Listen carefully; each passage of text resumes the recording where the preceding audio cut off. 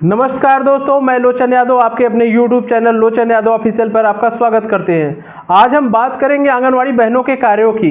क्या है इनके मुख्य कार्य, आंगनवाड़ी बहनों के क्या है मुख्य कार्य और ये अपने कार्य को कैसे करती हैं, इसी के बारे में हम एक छोटा सा रूपरेखा आपको ज़रूर देंगे।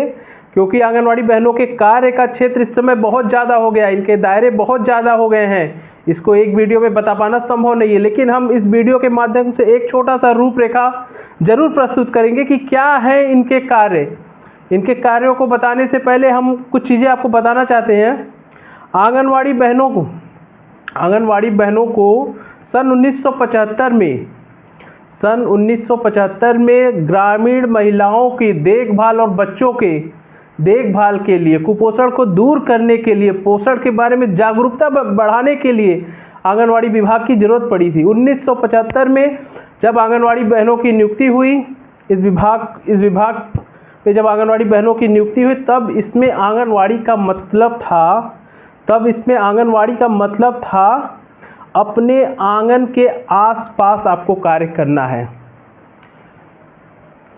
इसका मतलब ये है, तब आंगनवाड़ी का मतलब था आंगन आश्रय, अपने आंगन के आसपास।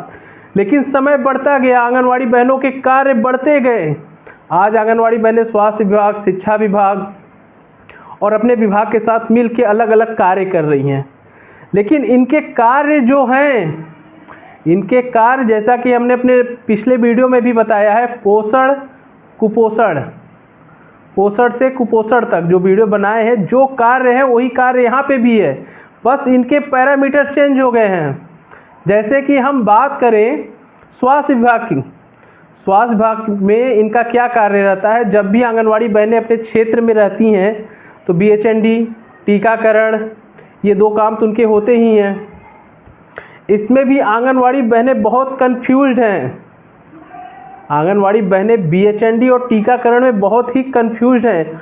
आंगनवाड़ी बहनों को BHND का क्या मतलब है, शायद इसमें उनको बहुत डाउट होता है। जो ये BHND होता है, BHND हर महीने बुधवार या शुक्रवार को कराया जाता है। लेकिन आंगनवाड़ी बहनें टीकाकरण को BHND समझती हैं, BHND को पता नहीं क्या समझती हैं।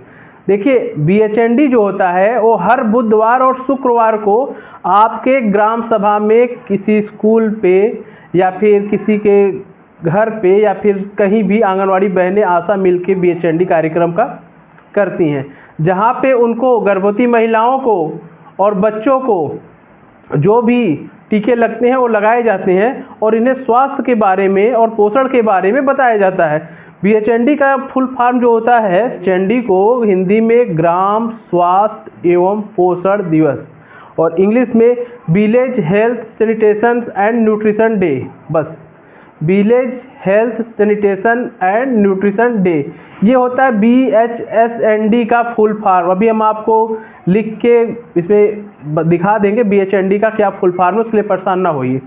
ये तो हो गया BHND में गर्भवती महिलाओं और बच्चों को जो टीके लगते हैं, जिसे आंगनवाड़ी बहनें टीकाकरण कहती हैं, ये टीकाकरण नहीं होता, ये BHND होता है। टीकाकरण कोई इस पे किसी समय देखिए इंद्रधनुष टीकाकरण आ गया, इस कभी कभी कुछ प्लान के तहत टीकाकरण कार्यक्रम अपॉइंट किए जाते हैं, जो कि साल में 2 बार शायद टीकाकरण होता है। ये हो गया टीकाकरण। इन्हीं टीकाकरणों पे हम लोग, जो भी हमारे लाभार्थी होते हैं, उनको पोषण के बारे में बताते हैं, उनको सही देखभाल के बारे में बताते हैं। आशा ANM के सहयोग से यह कार्य किया जाता है, जिसमें आंगनवाड़ी बहनें भी अपने लाभार्थियों को बताती हैं। उसी के साथ साथ ये अपना लिस्ट भी अपना मेंटेन कर लेती हैं, किन बच्चों को टीकाकरण लगा है, किन को अगली बार बुलाना है, जिसको ड्यू लिस्ट कहते हैं। यह भी रजिस्टर ये सब इसी समय बनाती हैं। अब जो दूसरा आ गया, आप सभी लोगों को मालूम है, प्री प्राइमरी एजुकेशन के तहत आंगनवाड़ी बहनों को 3 से 6 साल के बच्चों को पढ़ाना भी है। इसमें आप लोगों को करना क्या है, इसमें आप लोगों को सिर्फ क ख ग पढ़ाना है। अब यहाँ क ख ग का मतलब बहुत बड़ा है, हम आपको बताएंगे कि आपको क ख ग का क्या तात्पर्य है। क से कहानी, क से आपको कहानी सुनाना है, ख से खेल कूद कराना है और ग से गीत सुनाना है। कहानी कैसी? चिंटू के पापा की कहानी, राजा रानी की कहानी, ऐसी कहानियाँ आपको बच्चों को सिखाना है। आपको ये करना क्यों है, करना भी आपको मालूम होना चाहिए ये क्यों, आखिर इसका क्या कारण है और क्यों। तो क्यों हम आपको बता दें, क्योंकि 6 वर्ष तक बच्चों के बौद्धिक और मानसिक विकास पूरी तरह हो जाते हैं।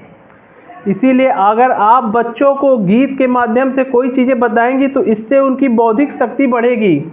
बच्चा 2 बार 3 बार 4 बार जब उस गीत को सुनेगा तो उसको याद हो जाएगा और उसकी स्मरण शक्ति बढ़ेगी, उसको बातों को कैच करने की पावर बढ़ेगी। यही सब कारण होता है बौद्धिक विकास का, जिसे हम लोग बहुत छोटी बात सोचते हैं, लेकिन यह आपका कार्य बहुत ही बड़ा है। इसीलिए आप जब भी सेंटर पे रहें तो आपको अपने बच्चों के साथ सिर्फ क ख ग पे काम करना है। क से कहानी सुनाना आप लोग लिख लीजिए, नोट कर लीजिए। क से कहानी सुनाना पहला काम, दूसरा काम खेल कूद और तीसरा काम गीत। यही 3 आपका कार्य है। जब आप स्कूल पे रहेंगी, कहानी सुनाना, कहानी सुना रही हैं, कोई भी कहानी जो भी आपको बुक मिली होंगी उसमें लिखा होगा, नहीं तो आप अपने मन से भी बच्चों को कहानी सुनाएंगी। जब आप कहानी सुनाएंगी तो बच्चे उसको स्मरण करेंगे और उनको कहानियाँ याद होंगी, तो इससे उनके बौद्धिक विकास होंगे, जो कि बच्चों में बहुत ज़रूरी है। बच्चों में बौद्धिक विकास होना बहुत ही ज़रूरी है। दूसरा आता है खेल कूद। खेल कूद का, इसमें कोई भी आप इंडोर गेम बच्चों के साथ खेल सकते हैं। आप लोगों को जो टूल्स मिली होंगी, किताबें मिली होंगी, तो उसमें से जो भी टूल्स मिले हैं, फलों के फ़ोटो है, आपके पास खिलौने हैं, उनके थ्रू उनको कोई कहानी बनाते हुए, या फिर ये कौन सा फल है, इस पे किस कलर का है, ये काउंटिंग करो, इस तरह करके उनको एक गेम के थ्रू पढ़ाइए।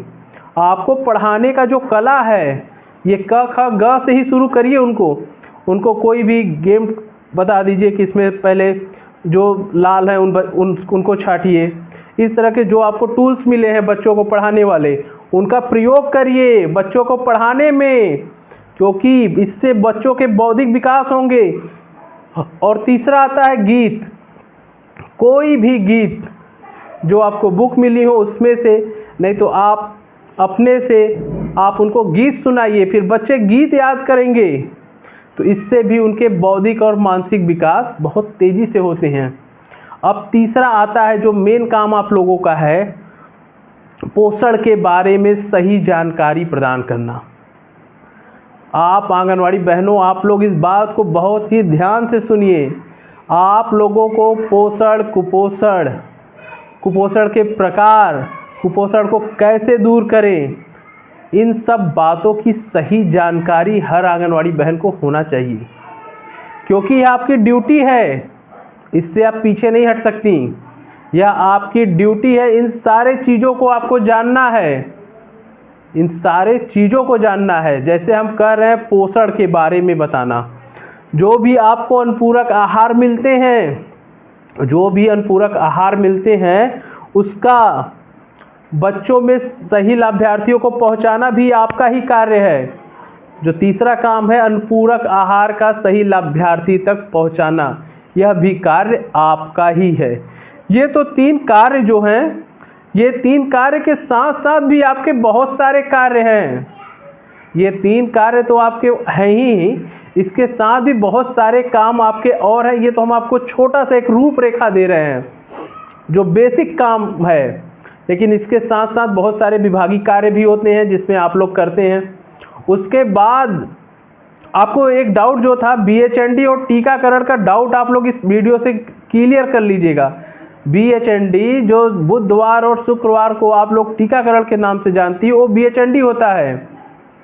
वो BHND होता है जिसमें आप आशा ANM के साथ मिलके टीकाकरण का कार्य करती हैं और पोषण के बारे में सही जानकारी लाभार्थियों को बताती हैं। गर्भवती महिलाओं को क्या चीज़ उसमें खाना चाहिए, क्या नहीं खाना चाहिए, किस तरह की जांच करानी चाहिए, इन सब के बातों में आप उनको बताती हैं, वो होता है BHND। टीकाकरण तो कोई स्पेशल सत्र के तहत टीकाकरण होता है, जैसा कि आप लोगों को देखेंगे इंद्रधनुष टीकाकरण आ गया, वो टीकाकरण है। आप लोग यहाँ टीकाकरण को BHND समझती हैं, BHND को क्या समझती हैं आप लोग जाने। ये तो हो गया आपके मुख्यतः कार्य। इसके साथ साथ आप लोगों को हर महीने एक अन्नप्राशन, एक गोद भराई करानी पड़ती है। अन्नप्राशन, गोद भराई, इस पे हम अगला वीडियो में आपको बता देंगे कि अन्नप्राशन करने का सही ढंग क्या है, अन्नप्राशन में क्या क्या चीज़ें की ज़रूरत पड़ती है, गोद भराई का सही ढंग क्या है, सही मेथड क्या है। ये सब चीज़ों पे हम आपको अगला वीडियो बना देंगे। ये तो अन्नप्राशन हो गया, गोद भराई हो गया। इसके साथ साथ आप लोगों को जो भी विभागीय कार्य आते हैं समय समय पर, उसको भी आप लोग करती हैं। मूलतः आप लोगों का कार्य पोषण के बारे में बताना, टीकाकरण कराना, BHND कराना और प्री प्राइमरी स्कूल के तहत बच्चों को पढ़ाना। इसके साथ साथ आपका एक गृह भ्रमण होता है, होम विजिट। होम विजिट में आपको लाभार्थियों का सही जानकारी इकट्ठा करना है। जैसे बोलचाल में हमें किसी के घर जाते हैं तो हमें क्या मिलती है, सूचना मिलती है कि उनकी तबीयत कैसी है, उनका स्वास्थ्य कैसा है, उनको कोई दिक्कत तो नहीं है। तो इसी तरह आपका भी एक होम विजिट सत्र होता है, जिस सत्र में आप लाभार्थियों के घर जाएंगे, उसकी सूचना लेंगे, चेकलिस्ट बनाएंगे कि इनका स्वास्थ्य सही है। गर्भवती महिला है तो यहाँ इनका जो भी चेकलिस्ट आपको अलॉट होता है, उस चेकलिस्ट को आप चेक करेंगी और उस पर टिक मारेंगी, हाँ सही है। इससे क्या होगा, इससे हमें रियल टाइम असेसमेंट होना चाहिए। हम आपको बार बार कहते हैं कि आपका जो पोषण ट्रैकर है रियल टाइम असेसमेंट करता है। हमें आज की एंट्री तो आज की एंट्री ही चाहिए। इसी के सत्र में, होम विजिट में आप लोगों को कोई बच्चा कमज़ोर मिला, कोई बच्चे का स्वास्थ्य नहीं सही है, कोई बच्चा सैम है, तो उसको आप लोगों को पोषण पुनर्वास केंद्र भी भेजना है। स्वास्थ्य विभाग के साथ मिल के आप बच्चों को पोषण पुनर्वास केंद्र भेजेंगे जहां बच्चा स्वस्थ होगा।